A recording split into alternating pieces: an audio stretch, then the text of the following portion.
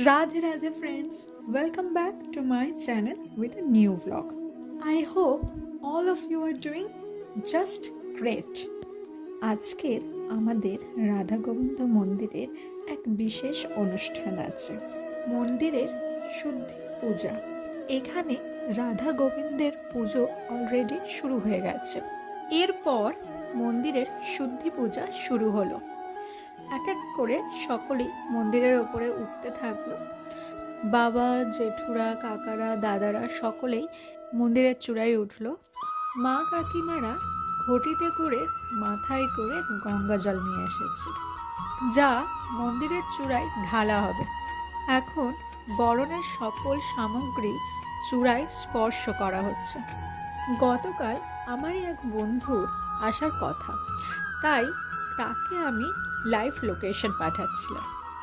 সেই মোমেন্টে আমি দেখি যে আমার কারেন্ট লোকেশনে নিয়ার রাধা গোবিন্দ মন্দির আসছে, and I was shocked two see that এর আগে কখনোই আমাদের মন্দির ইন্টারনেটের লোকেশনে আসতো না, কিন্তু চূড়া প্রতিষ্ঠা হওয়ার পরে থেকেই এটা আমাদের কাছে একটা বড় প্রাপ্য যে ইন্টারনেটে আমাদের লোকেশনে রাধা গোবিন্দ মন্দিরও আসছে।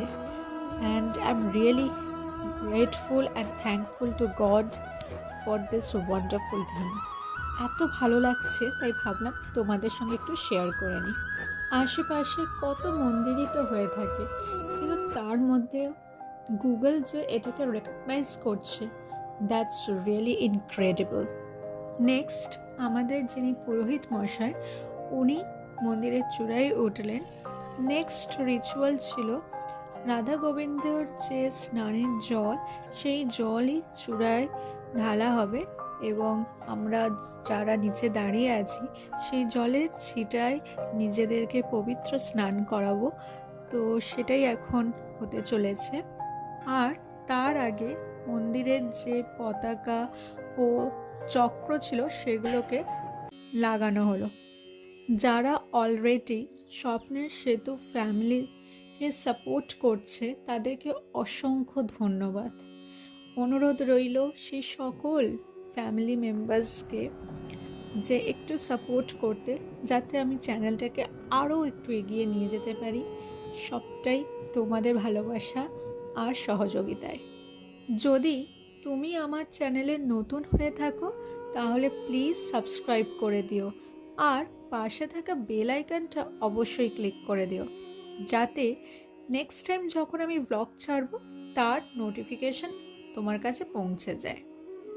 ভিডিওটা ভালো লাগলে একটা লাইক করে দিও। তোমাদের একটা লাইক আমাকে মোটিভেট করে আরও বেশি করে ব্লগ কন্টেন্ট বানাতে। জেনারেলি আমি প্রত্যেক দিন সকাল 8টায় ব্লগ দিই, কিন্তু যদি কোনো কারণবশত সকালবেলা দিতে না পারি তাহলে সন্ধ্যে 7:30টায় আমার ব্লগ চলে আসবে। মোস্টলি আমি মিনি ব্লগ দিই, কিন্তু মাঝে মাঝে ইচ্ছে করে তোমাদের সঙ্গে একটু কথা বলতে, তাই চলে আসে লং ব্লগ নিয়েও। এখন যে মালাটা তোমরা দেখছো সেটা চূড়া থেকে রাধা গোবিন্দ বিগ্রহ পর্যন্ত যাবে। আমি যেখানে আগে থাকতাম সেখানেও অনেক মন্দির প্রতিষ্ঠা হয়েছিল, কিন্তু যে আবেগ, যে আনন্দ, যে আন্তরিকতা আমরা এই মন্দির থেকে পেয়েছি সেটা অতুলনীয়। সেটা আমি আর কোথাও এক্সপিরিয়েন্স করিনি।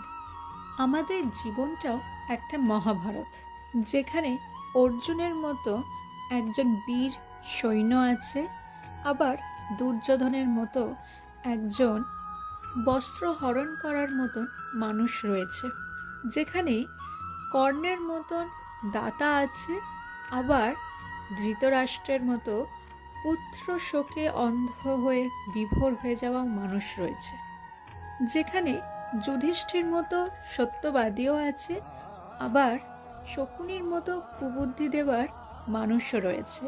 শুধু নেই শ্রীকৃষ্ণের মতো একজন সারথি। Hare Krishna. Life is amazing, only we have to decide how to lead it. আজকের ব্লগটা এখানে অবধি থাকলো। দেখা হচ্ছে আবার নেক্সট ব্লগে। Till then, be happy, be healthy and most importantly be positive in your life. আমার লুকটা একটু তোমাদের সঙ্গে শেয়ার করলাম। মা আমাকে হেল্প করেছে একটু রেডি হতে, বাকিটা আমার নিজের। Thanks for watching, please subscribe.